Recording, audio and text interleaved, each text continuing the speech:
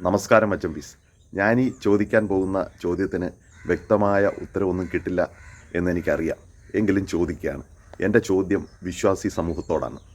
അതായത് കഴിഞ്ഞ ദിവസം ഉംറ തീർത്ഥാടനത്തിന് പോയ 43 പേര് കയറിയ ബസ് ടാങ്കർ ലോറിയുമായി കൂട്ടിയിടിച്ച് കത്തി 42 പേരും മരണപ്പെട്ടു. ഒരാൾ മാത്രമേ രക്ഷപ്പെട്ടുള്ളൂ. പലപ്പോഴും വേളാങ്കണ്ണിയിലേക്ക് തീർത്ഥാടനം പോകുന്ന വാഹനങ്ങൾ മറ്റു വാഹനങ്ങളുമായി കൂട്ടിയിടിച്ച് അപകടമുണ്ടായി ഒരുപാട് പേര് മരിക്കാറുണ്ട്.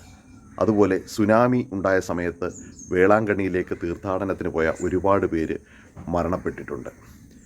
ശബരിമലയിൽ പുല്ലുമേട്ടിലുണ്ടായ അപകടത്തിൽ 100ഓളം പേരാണ് മരിച്ചത്.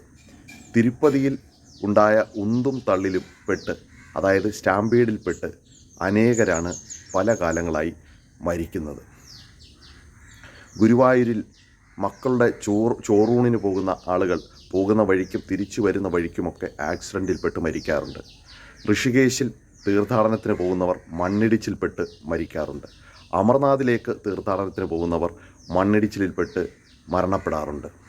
പക്ഷേ ഈ അപകടങ്ങളൊക്കെ ഉണ്ടാകുമ്പോൾ നമ്മളെല്ലാവരും തന്നെ സിസ്റ്റത്തെയോ അല്ലെങ്കിൽ ഗവൺമെൻറ്റുകളെയോ ഒക്കെയാണ് കുറ്റം പറയുന്നത്. എൻ്റെ ചോദ്യം, അവിടങ്ങളിലൊക്കെ ഇരിക്കുന്ന ദൈവങ്ങൾക്ക് ഈ ആക്സിഡൻറ്റുകളിലൊന്നും ചെയ്യാൻ പറ്റില്ലേ? അവർക്ക് ഇതിനകത്തൊന്നും ചെയ്യാൻ പറ്റില്ലേ എന്നാണ് എൻ്റെ ചോദ്യം. അപ്പോൾ എനിക്ക് ഈ ചോദ്യത്തിന് വ്യക്തമായ ഉത്തരമാണ് വേണ്ടുന്നത്. എൻ്റെ അമ്മയ്ക്കും മുത്തിക്കും ഒന്നും വിളിക്കാൻ വരണ്ട, എൻ്റെ നെഞ്ചത്ത് കയറാൻ വരണ്ട, കൃത്യമായി ഉത്തരം തരിക. Okay, by.